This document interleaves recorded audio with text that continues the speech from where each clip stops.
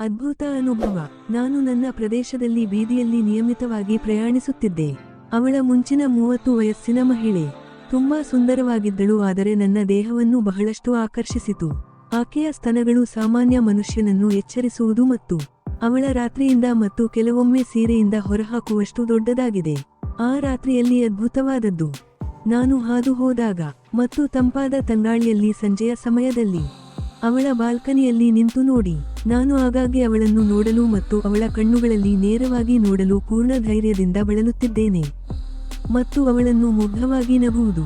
ಅವಳು ಅದೇ ರೀತಿ ಸ್ಮೈಲ್ ಅನ್ನು ಹಿಂತಿರುಗಿಸುತ್ತಾಳೆ ಮತ್ತು ಅವಳ ತಲೆಗೆ ತಿರುಗುತ್ತದೆ. ರಾತ್ರಿಯಲ್ಲಿ ಒಮ್ಮೆ ಅವಳು 2 ದ್ವಿಚಕ್ರ ವಾಹನಗಳನ್ನು ಇಡಲು ಪ್ರಯತ್ನಿಸುತ್ತಿದ್ದಳು. ಕೆಲವು ಕುಡುಕರು ಆ ಸ್ಥಳದಲ್ಲಿ ನಿಂತಿದ್ದರು.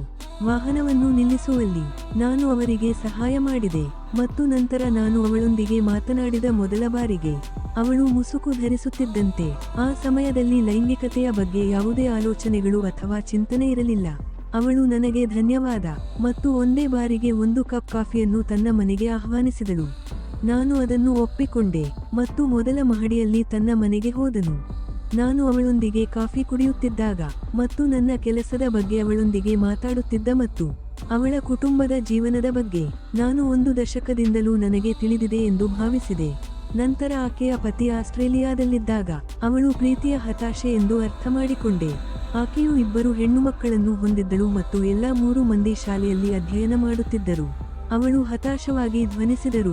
ಅವಳ ಕಡೆಗೆ ನನ್ನ ಬಯಕೆ ಬಗ್ಗೆ ನಾನು ಮಾತನಾಡಲು ಧೈರ್ಯ ಹೊಂದಿರಲಿಲ್ಲ. ಅವಳ ಫೋನ್ ಸಂಖ್ಯೆಯನ್ನು ತೆಗೆದುಕೊಳ್ಳುವ ತನಕ ನಾನು ಅವಳ ಮನೆಯನ್ನು ಬಿಟ್ಟುಬಿಟ್ಟೆ. ನಾನು ರಾತ್ರಿ ಪೂರ್ತಿ ಮಲಗಲು ಸಾಧ್ಯವಾಗಲಿಲ್ಲ.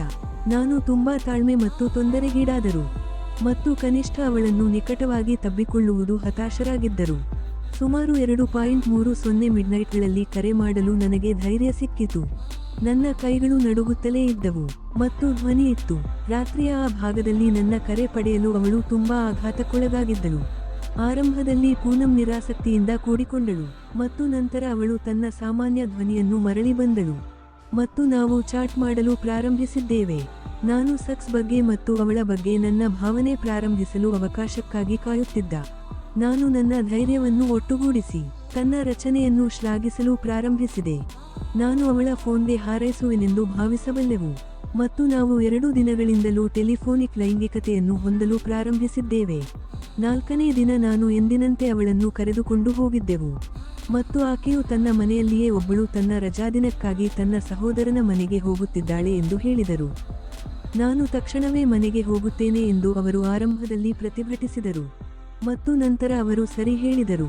12.30 ಮಿಡ್ನೈಟ್ಗಳಲ್ಲಿ ತನ್ನ ಮನೆಗೆ ಬಂದು ತನ್ನ ಬಾಗಿಲನ್ನು ಹೊಡೆದರು.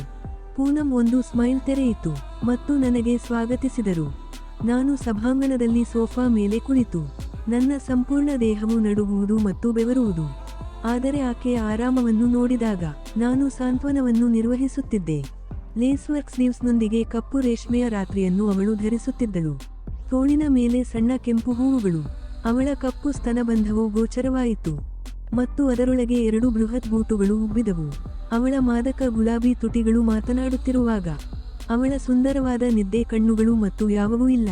ನಾನು ಪ್ರಸ್ತಾಪಿಸಿದಂತೆ ಅವರು ನೋಟದಿಂದ ಸುಂದರವಾಗಿಲ್ಲ, ಆದರೆ ಅವಳ ಮಾದಕ ಲಕ್ಷಣಗಳು ಹಾಲಿವುಡ್ನಲ್ಲಿ ನಮ್ಮ ಅತ್ಯಂತ ಸುಂದರವಾದ ನಟಿಯಾಗಿದ್ದವು. ಆಕೆ ತನ್ನ ಆಕೃತಿಯನ್ನು ಉತ್ತಮವಾಗಿ ನಿರ್ವಹಿಸುತ್ತಿದ್ದಳು. 1 ಗಂಟೆಯ ನಂತರ ಅವರು ಕಾಫಿ ಹೊಂದಬೇಕೆಂದು ನನ್ನನ್ನು ಕೇಳಿದರು. ಇದು ಈಗಾಗಲೇ 1.30 ಗಂಟೆ ಮತ್ತು ಸರಿ ಎಂದು ನಾನು ಹೇಳಿದೆ. ಆಕೆ ಎದ್ದು ಅಡಿಗೆಗೆ ತೆರಳುತ್ತಿದ್ದಂತೆ, ರಾತ್ರಿಯಿಂದ ಹೊರಬಂದ ದೊಡ್ಡ ಬಡ್ಗಳನ್ನು ನೋಡಿದಂತೆ ನಾನು ನಿಯಂತ್ರಿಸಲು ಸಾಧ್ಯವಾಗಲಿಲ್ಲ. ನನ್ನ 7 ಅಂಗುಲ ಸಣ್ಣ ತುಂಡು ಕೂಗು ಪ್ರಾರಂಭಿಸಿತು. ನಾನು ಅಡಿಗೆಗೆ ತೆರಳಲು ಕಣಗಳನ್ನು ಸಂಗ್ರಹಿಸಿ ಅವಳ ರೂಪವನ್ನು ಹಿಂಬಾಲಿಸಿದೆ. ನಾನು ನಿಧಾನವಾಗಿ ತನ್ನ ನಯವಾದ ಹೊಟ್ಟೆ ಮೇಲೆ ನನ್ನ ಕೈಗಳನ್ನು ಉಜ್ಜಿದಾಗ ಮತ್ತು ನಾನು ಅವಳ ಕಿವಿಗಳು ನನ್ನ ಬಿಸಿ ಉಸಿರಾಟದ ಬೆಟ್ಟು ಎಂದು ಅವಳು ಅವಳ ಕಣ್ಣು ಮುಚ್ಚಿ ಮತ್ತು ಅವಳ ಮೃದು ಕೈಯಿಂದ ಅವಳು ನನ್ನ ಕೆನ್ನೆಯ ಮೇಲೆ ಉಜ್ಜಿದಾಗ ನಾನು ಅವಳ ಕಿವಿಯನ್ನು ಕಚ್ಚಲು ಪ್ರಾರಂಭಿಸಿದೆ ಮತ್ತು ಅದೇ ಸಮಯದಲ್ಲಿ ನನ್ನ ಕೈಗಳನ್ನು ಅವಳ ಸ್ತನಕ್ಕೆ ತಿರುಗಿಸಿದೆ. ಅವಳ ತತ್ವವು ಅವಳ ತಲೆಯನ್ನು ತಿರುಗಿ ಅವಳ ತುಟಿಗಳನ್ನು ತಿರುಗಿಸಿ ನನ್ನ ತುಟಿಗಳ ಮೇಲೆ ಕವಚವನ್ನು ಒತ್ತುತ್ತದೆ. ನಾನು ಉಜ್ಜುವ ಮತ್ತು ಒತ್ತುವ ಕೆಲವೊಮ್ಮೆ ಅವಳ ದೊಡ್ಡ ಮಾದಕ ಸ್ತನಗಳನ್ನು ಮತ್ತು ಕೆಲವು ಬಾರಿ ಅವಳ ದೇಹದ ಮೇಲೆ. ನಾವು ಎರಡೂ ಪ್ರಚೋದಿಸಿತು ಮತ್ತು ಪರಸ್ಪರ ಸ್ಪರ್ಶದಿಂದ ನಿಯಂತ್ರಣ ಕಳೆದುಕೊಂಡರು. ನಾನು ಅದೇ ವೇಗದಲ್ಲಿ ಸ್ಟವ್ನ ನಾಬನ್ನು ಆಫ್ ಮಾಡಿದೆ ಮತ್ತು ಅವಳನ್ನು ನನ್ನ ತೋಳುಗಳಲ್ಲಿ ತೆಗೆದುಕೊಂಡು ಊಟ ಮೇಜಿನ ಬಳಿಗೆ ತಂದು ಮೇಜಿನ ಮೇಲೆ ಇರಿಸಿ ಅವರು ಮಲಗುವ ಕೋಣೆಗೆ ಹೋಗುವುದನ್ನು ಹೇಳುವ ಮೂಲಕ ಪ್ರತಿಭಟಿಸಿದರು. ಅದು ತನ್ನ ಮನೆಯಂತೆಯೇ ಮತ್ತು ಅವಳ ಭಾವನೆಗಳನ್ನು ಮನಸ್ಸಿಗೆ ಇಚ್ಛಿಸಿರಲಿಲ್ಲ. ನಾನು ಒಪ್ಪಿಕೊಂಡೆ ಮತ್ತು ಅವಳು ಮಲಗುವ ಕೋಣೆಗೆ ದಾರಿ ತೋರಿಸಿದಳು. ನಾನು ಅವಳನ್ನು ನನ್ನ ಕೈಯಲ್ಲಿ ತೆಗೆದುಕೊಂಡು ಹಾಸಿಗೆಯ ಮೇಲೆ ಹಾಕಿದ್ದೇನೆ. ನಾನು ಅವಳ ಪಕ್ಕದಲ್ಲೇ ಇಟ್ಟುಕೊಂಡೆ ಮತ್ತು ರಾತ್ರಿಯ ಗುಂಡಿಗಳ ನಡುವೆ ಸೆಕ್ಸಿ ಹೊಟ್ಟೆಯನ್ನು ನೆಕ್ಕಲು ಪ್ರಾರಂಭಿಸಿದೆ. ಅವರು ಪ್ರಚೋದಿಸಿದರು ಮತ್ತು ನಾನು ಹಾಹಾ ಕೇಳಲು ಸಾಧ್ಯವಾಯಿತು. ನಾನು ಅವಳ ಸ್ತನದ ಕಡೆಗೆ ನಿಧಾನವಾಗಿ ಚಲಿಸುತ್ತಿದ್ದೆ ಮತ್ತು ಅವಳ ಇಡೀ ರಾತ್ರಿಯನ್ನು ತಗ್ಗಿಸಲಿಲ್ಲ. ನನ್ನ ಕಣ್ಣುಗಳು ಸ್ತನ ತೊಟ್ಟುಗಳನ್ನು ನೋಡಿದವು, ಕಡು ಕಂದು ಮತ್ತು ದಪ್ಪವು ಚೂಯಿಂಗ್ನು ಕಚ್ಚುವುದು, ಮತ್ತು ನಾನು ಏನು ಮಾಡಬಹುದೆಂಬುದನ್ನು ಪ್ರಾರಂಭಿಸಿದೆ. ನಾನು ಅವಳ ತೊಡೆಯ ಮೇಲೆ ಕೇಂದ್ರೀಕರಿಸಲು ಪ್ರಾರಂಭಿಸಿದೆ. ನಾನು ನಿಧಾನವಾಗಿ ಅವಳ ಮೊಣಕಾಲುಗಳ ಮೇಲೆ ರಾಣಿ ಹಿಡಿದಿದ್ದ. ನಾನು ಅವಳ ತೊಡೆಗಳನ್ನು ಸೆರೆಹಿಡಿಯಲು ಪ್ರಾರಂಭಿಸಿದೆ ಮತ್ತು ಅಂತಿಮವಾಗಿ ಅವಳ ಪ್ರೀತಿಯ ಸಂಪೂರ್ಣ ಅಚ್ಚು ಕಂಡುಕೊಂಡೆ. ನಾನು ನಿಧಾನವಾಗಿ ನನ್ನ ಮಧ್ಯದ ಬೆರಳಿನಿಂದ ಅವಳನ್ನು ಟೀಕಿಸಲು ಆರಂಭಿಸಿದ್ದೇನೆ. ಇದರೊಂದಿಗೆ ನಾನು ಅವಳನ್ನು ನನ್ನ ಕಡೆಗೆ ತಿರುಗಿಸಲು ಸ್ವಲ್ಪ ಹೆಚ್ಚು ಧೈರ್ಯ ಸಿಕ್ಕಿದೆ. ಈಗ ಅವಳ ರಾತ್ರಿಯು ಅವಳ ಹೊಕ್ಕುಳು ಪ್ರದೇಶವನ್ನು ಆವರಿಸಿದೆ. ಅವಳು ಸಂಪೂರ್ಣವಾಗಿ ನನ್ನ ಮೇಲೆ ಇದ್ದಳು. ಅವಳ ವಿಜಿನಾದಲ್ಲಿ ನಾನು ಬೆರಳನ್ನು ಸೇರಿಸಿ ಅದರ ರಸವನ್ನು ಮೊಂಚಾದ ಪ್ರದೇಶದ ಮೇಲೆ ಲಘುವಾಗಿ ಅನ್ವಯಿಸಿದೆ. ಅವಳ ಮೊಲೆತೊಟ್ಟುಗಳೆರಡೂ ಕಷ್ಟವಾಗಿತ್ತು ಮತ್ತು ಆಕೆಯ ಮೊಲೆತೊಟ್ಟುಗಳ ಸುತ್ತಲಿನ ಪ್ರದೇಶವು ಅವಳ ಪ್ರೀತಿಯ ರಸದಿಂದ ಕೇವಲ ಹೊಳೆಯುತ್ತಿತ್ತು. ಮೊದಲ ಬಾರಿಗೆ ನನ್ನ ಮುಂದೆ ಅವಳು ನಗ್ನವಾಗಿದ್ದಳು. ನಾನು ಹುಚ್ಚನಂತೆ ಅವಳನ್ನು ಎಲ್ಲೆಡೆ ಚುಂಬಿಸುತ್ತಾಳೆ. ಅವಳು ನನ್ನ ಮುಖದ ಮೇಲೆ 2 ಬಾರಿ ಕ್ಲೈಮ್ಯಾಕ್ಸ್ ಮಾಡಿದ್ದಳು. ಈಗ ಅದು ತನ್ನ ಕರ್ತವ್ಯವನ್ನು ಮಾಡಲು ತಿರುಗಿತು. ಅವಳು ನನ್ನ 7 ಇಂಚ್ ಉಪಕರಣವನ್ನು ಅವಳ ಬಾಯಿಯಲ್ಲಿ ಹಾರಲು ಪ್ರಾರಂಭಿಸಿದಳು. ಅವಳ ಗಂಟಲು ಸಂಪೂರ್ಣವಾಗಿ ನನ್ನ ಡಿಕ್ನಿಂದ ತುಂಬಿತ್ತು. ಹಸಿದ ಬಿಚ್ನಂತೆ ನನಗೆ ತಿನ್ನುವುದು ಪ್ರಾರಂಭಿಸಿತು. ಆಟದ 10 ನಿಮಿಷಗಳ ನಂತರ ನಾನು ಅಂತಿಮವಾಗಿ ಅವಳ ಬಾಯಿಯಲ್ಲಿ ಪರಾಕಾಷ್ಠೆಗೊಳಗಾದ. ಇನ್ನೊಬ್ಬರು 15 ನಿಮಿಷಗಳ ಕಾಲ ನಾವು ನಗ್ನರಾಗಿರುವೆವು. ನಂತರ ಅವಳು ನನ್ನನ್ನು ಸ್ವಚ್ಛಗೊಳಿಸಬೇಕೆಂದು ಕೇಳಿಕೊಂಡಳು. ನಾನು ಬಾತ್ರೂಮ್ಗೆ ಹೋಗಿದ್ದೆ ಮತ್ತು ಅವಳು ಹಾಸಿಗೆಯನ್ನು ಸ್ವಚ್ಛಗೊಳಿಸುವ ನಂತರ ನನ್ನನ್ನು ಹಿಂಬಾಲಿಸಿದ್ದಳು.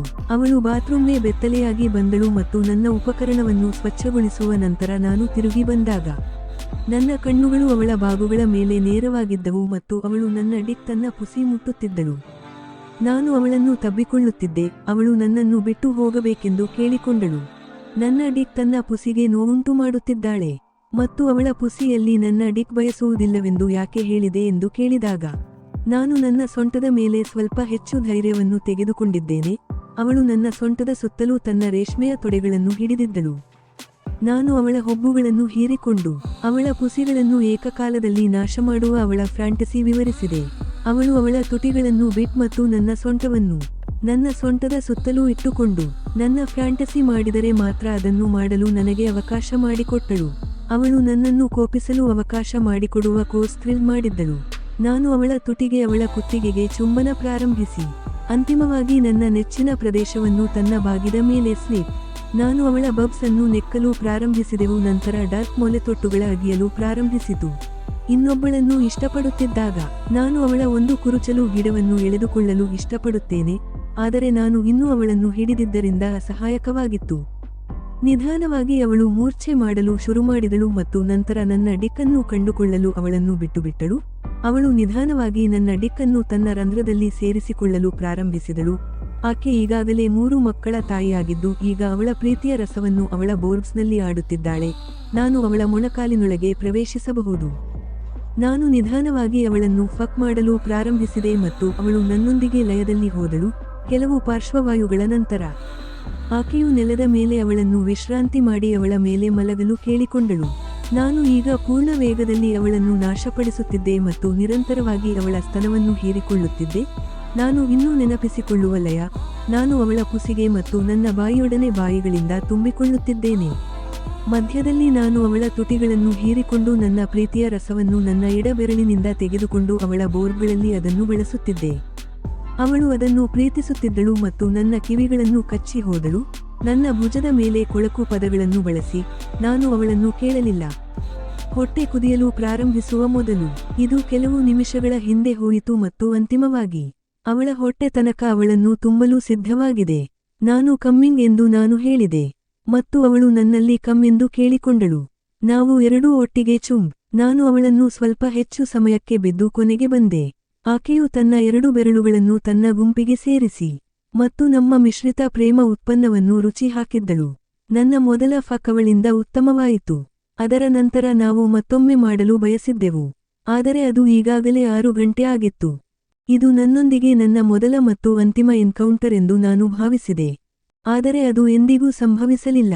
ಅವಳು ರುಚಿ ಪಡೆದುಕೊಂಡಳು ಮತ್ತು ಅವಳ ಮಕ್ಕಳು ನಿದ್ದೆ ಮಾಡುವಾಗ ನನಗೆ ಕರೆ ಮಾಡಲು ಪ್ರಾರಂಭಿಸಿದರು. ಆಕೆಯು ಪತಿಗೆ ಆಸ್ಟ್ರೇಲಿಯಾಕ್ಕೆ ಹೋಗುವುದಕ್ಕಿಂತ ಸುಮಾರು 8 ತಿಂಗಳುಗಳವರೆಗೆ ನಾನು ಮುಂದುವರಿಸಿದೆ. ಅವಳು ತನ್ನ ಪತಿಯೊಂದಿಗೆ ಮರಳಿ ಬಂದಳು ಮತ್ತು ನಾವು ಈಗಲೂ ಸ್ವಲ್ಪ ಕಾಲ ಭೇಟಿಯಾಗುತ್ತೇವೆ ಮತ್ತು ನಮ್ಮ ಹಿಂದಿನ ದಿನಗಳ ಬಗ್ಗೆ ಮಾತನಾಡುತ್ತೇವೆ. ನಾನು ನಿದ್ರೆ ಮಾಡುತ್ತಿದ್ದೇನೆ ಮತ್ತು ಅವನ ಹೆಂಡತಿಯೊಂದಿಗೆ ಪ್ರೀತಿ ಮಾಡುವೆ ಎಂದು ಅವಳ ಗಂಡ ತಿಳಿದಿಲ್ಲ ಮತ್ತು ನಾವು ಇಬ್ಬರೂ ಈಗ ಸ್ನೇಹಿತರಾಗಿದ್ದೇವೆ.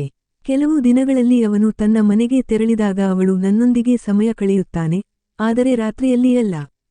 ನನ್ನ ಕಥೆಯನ್ನು ನೀವು ಇಷ್ಟಪಟ್ಟರೆಂದು ನಾನು ಭಾವಿಸುತ್ತೇನೆ. ಇನ್ನೂ ಹೆಚ್ಚಿನ ಕಥೆಗಳಿಗೆ ನನ್ನ